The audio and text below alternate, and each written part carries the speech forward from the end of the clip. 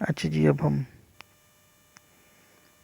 Second part of this lecture उस पे आते हैं और इस पार्ट में हम देखेंगे कैपेसिटर इन एसी सर्किट कि अगर हमारे पास प्योर एक कैपेसिटर हमने लगाया हुआ है अल्टरनेटिंग करंट सोर्स के साथ, तो वो करंट जब एसी से गुजरेगा तो उसका बिहेवियर कैसे होगा उसको हमने चेक करना है इस वीडियो में। अच्छा, पहले तो वही बात जो मैंने फर्स्ट पार्ट में भी कही है कि वोल्टेज एक इंडिपेंडेंट वेरिएबल है, वोल्टेज एक सोर्स है, वोल्टेज एक काज है, ये सारा सिस्टम चलाता है और वोल्टेज हर केस में सेम रहेगी। तो वोल्टेज की जो इंस्टेंटेनियस वैल्यू है वो होगी V equals we naught sine omega T, जो इक्वेशन नंबर 1 में यहाँ पे आपके सामने नज़र आ रही है।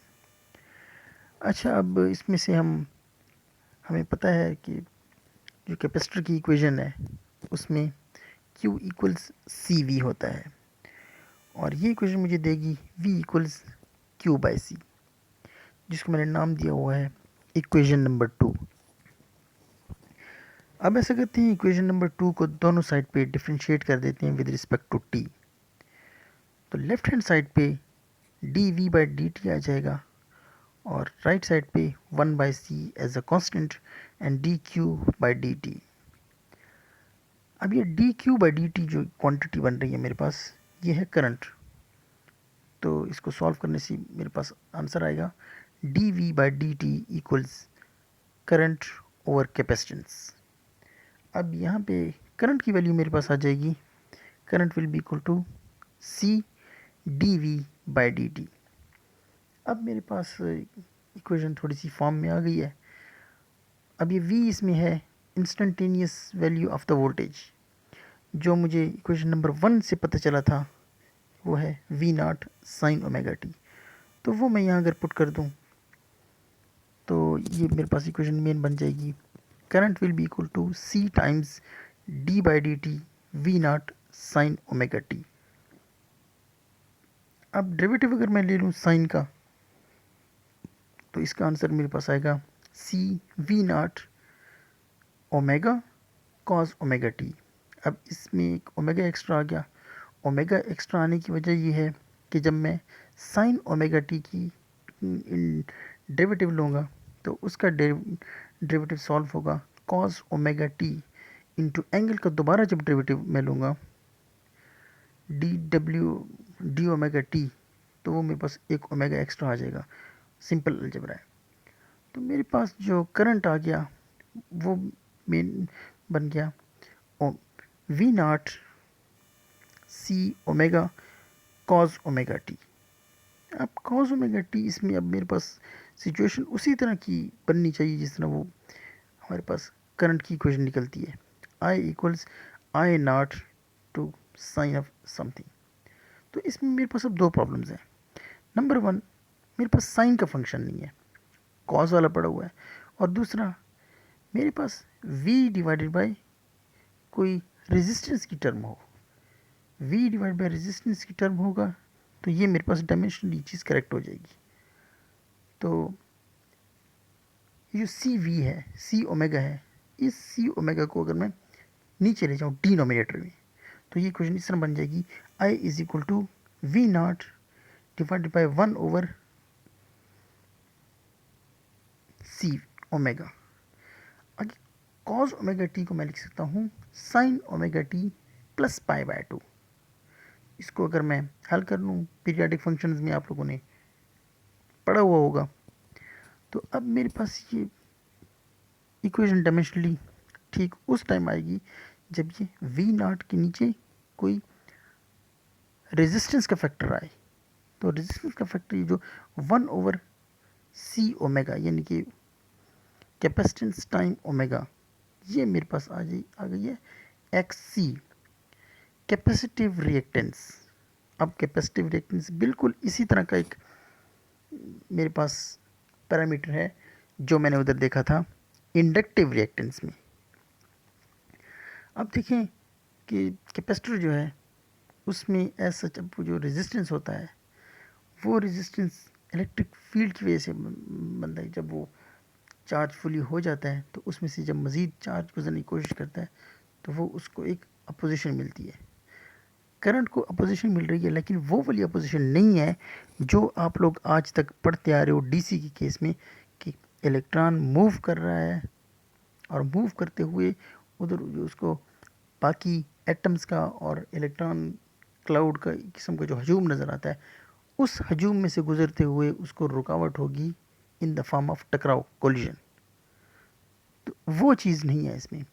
इसमें क्या है, इसमें जो कैपेसिटर फुली चार्ज हो जाता है और चार्ज होने के बाद मज़ीद आने वाले इलेक्ट्रॉन्स को वो रिपेल करता है, तो उसकी वजह से एक रेजिस्टेंस आएगा। रेजिस्टेंस टाइप का बिहेवियर है, और यही रेजिस्टेंस टाइप का जो बिहेवियर है ये कैपेसिटिव रिएक्टेंस कहलाता है।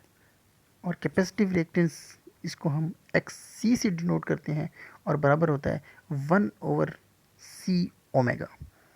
तो इसको हम अगर वही आई की रिप्लेस करने तो मेन इक्वेशन बन जाएगी I equals I naught sine of omega T plus π/2।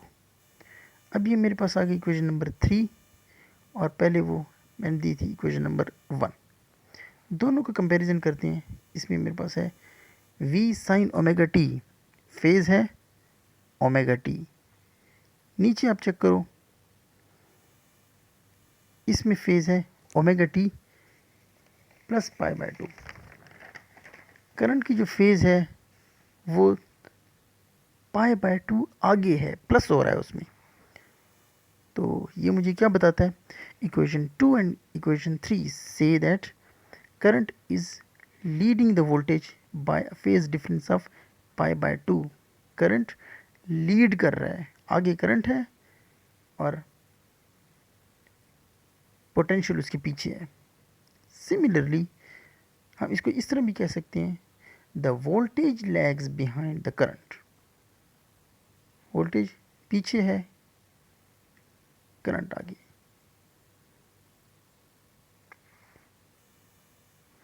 अच्छा, अब इसमें हम देखते हैं कि कैपेसिटिव रिएक्टेंस जो है एक्स सी इक्वल्स 1/ओमेगा C is capacitive reactance.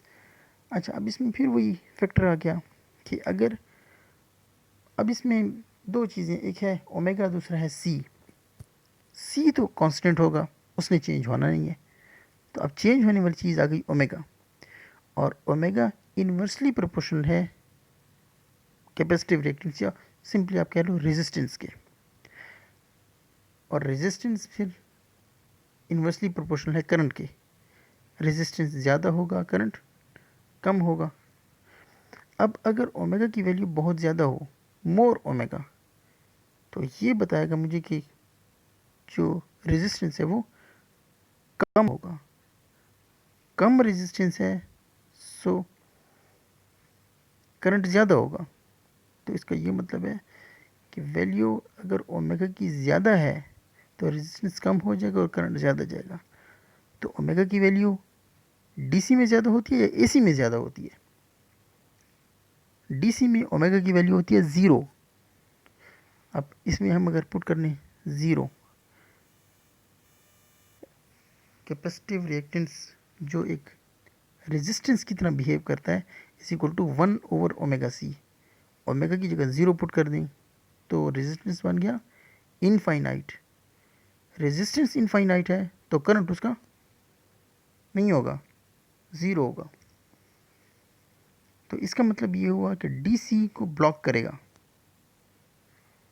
So capacitor blocks DC and allows AC. अब ओमेगा की वैल्यू जितनी मैं ज़्यादा बढ़ाता जाऊँ, रेजिस्टेंस की वैल्यू कम होती जाएगी। रेजिस्टेंस की वैल्यू कम होगी तो करंट पास होगा। अब एसी को अलाउ करेगा, डीसी को ब्लॉक करेगा। इसके अलावा सिंपली अगर आप देखो, कैपेसिटर है उसको आपने लगा दिया डीसी में। पहले डीसी क्या करेगा, कैपेसिटर की प्लेट को चार्जिंग शुरू कर देगा। चार्ज करते करते जब उस फुली चार्ज हो गया, उसका पोटेंशियल डिफरेंस बराबर हो गया आपके डीसी सोर्स के, मज़ीद पोटेंशियल डिफरेंस बढ़ेगा नहीं, तो मज़ीद चार्जिंग इसकी नहीं होगी। चार्जिंग नहीं होगी तो बस ख़त्म, थोड़ी चार्जिंग होगी, जब फुली चार्ज हो गया डिस्चार्जिंग नहीं है उसमें। एसी में क्या है, एसी में चार्ज होगा फिर डिस्चार्ज होगा, चार्ज होगा एंड डिस्चार्ज होगा एंड एसी में काम करता है, डीसी में काम नहीं करता। अब इसकी वे फॉर्म अब देखो, तो वे फॉर्म में हमने ये कहा था करंट इसमें लीड कर रहा है, करंट पहले आता है।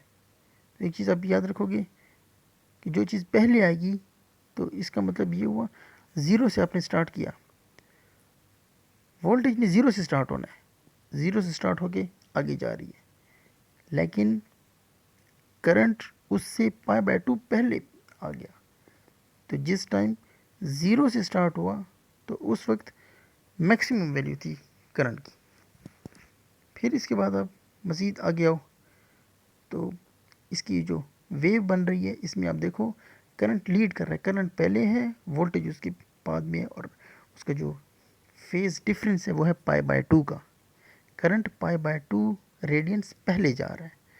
अब इसकी मज़ीद समझ आपको आएगी फेज़र डायग्राम में। अब जी फेज़र डायग्राम इसका आप चेक कर लो। तो फेज़र डायग्राम में पहले हमने लिया V0 की वैल्यू। V0 का आपने देखा फेज़ थी omega T, theta is equal to omega T. तो थीटा की जगह ओमेगा टी लिख के हमने एक रैंडमली V0 की वैल्यू लिख ली। अब हमने देखा कि करंट जो था वो उससे आगे है। इंडक्टिव में, इंडक्टर के केस में लैग कर रहा था करंट, तो उसमें हम इससे पीछे गए। तो कैपेसिटर में क्योंकि करंट आगे जा रहा है तो हम ओमेगा टी से π/2 मज़ीद आगे चले जाएंगे। तो ओमेगा टी से π/2 आप आगे आ जाओ तो I0 ये बन गया फेज़र डायग्राम। I0 आगे है π/2 V0 से। So that's all there is to it about, ये था सब कुछ। एक जनरल से लेक्चर है, इसको आपने बहुत ज़्यादा देखना है, अच्छी तरह इसकी प्रैक्टिस कर लो, क्योंकि नेक्स्ट हमने क्या देखना है, किसी भी सर्किट के अंदर रेजिस्टर और कैपेसिटर होगा तो उसका बिहेवियर कैसे होगा, रेजिस्टर और इंडक्टर होगा तो क्या बिहेवियर होगा, कैपेसिटर और इंडक्टर को लगा दें तो कैसे होगा, और फिर उसके बाद अगर किसी सर्किट में इंडक्टर भी है, कैपेसिटर भी है और रेजिस्टर भी है तो फिर उसका क्या फ़ायदा है और वो उसमें करंट का बिहेवियर कैसे होगा। सो इसको अच्छी तरह आप देख लेना। So let's call it a day and अल्लाह हाफिज़।